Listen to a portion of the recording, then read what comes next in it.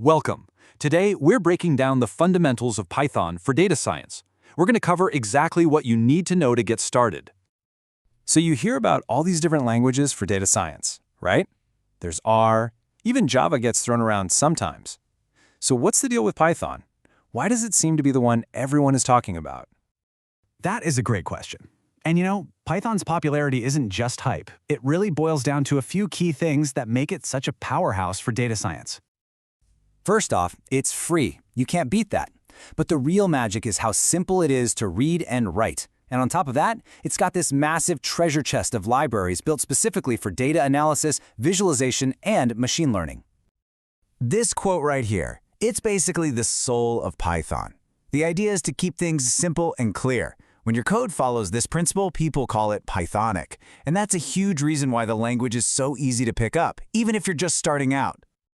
Okay, so I think we've sold you on the why. Now let's get into the what. From a pure coding standpoint, what are the absolute rock-bottom basics you need to know to get your hands dirty? At its core, it really just comes down to three main ideas. You use variables to store your data, functions to do stuff with that data, and control flow to make decisions. Let's talk about control flow for a second. This is how your code makes choices. You just use these simple if, elif, which just means else if, and else statements. It's like telling your program, hey, if this thing is true, do this. Otherwise, if this other thing is true, do that. And if nothing else works, just do this last thing. Super straightforward. All right, so this next part should feel pretty familiar, especially if you come from a database background. In that world, we live and breathe tables, right? That's how we organize structured data. So how does Python handle collections of data? What's the equivalent? Well, the most basic container is the list. Just think of it as an ordered collection of stuff. The super important thing to remember here is that it's modifiable. You can change it up, add to it, or take things away whenever you want. And check this out. Unlike a lot of other languages, a single Python list can hold all sorts of different data types together. A word, a number, a true-false value, no problem. This flexibility is an absolute lifesaver when you're dealing with messy, real-world data.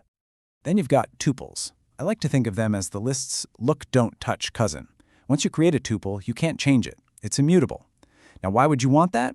Well, it's perfect for data you absolutely do not want to change by accident, like coordinates or important settings. Okay, so lists and tuples are great for things in a specific order. But in databases, we're all about named columns, right? We don't just care about the first or second item. We care about the user underscore ID or the last underscore name. Is there something in Python for that? You bet there is. That's exactly what dictionaries are for.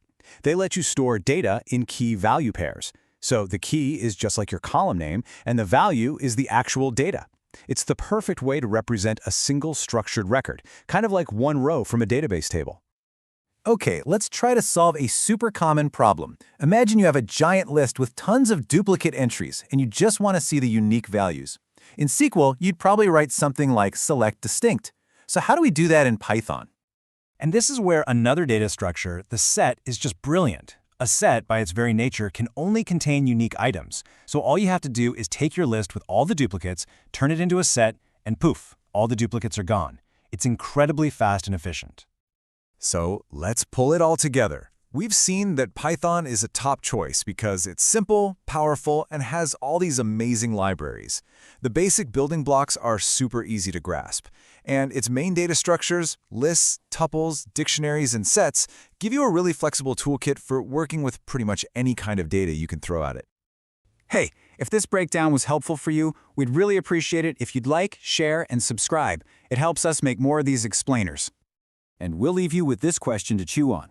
Now that you've got a handle on these fundamental tools, what's the first data mystery you'd want to solve? What problem would you be excited to tackle with Python? Thanks for watching.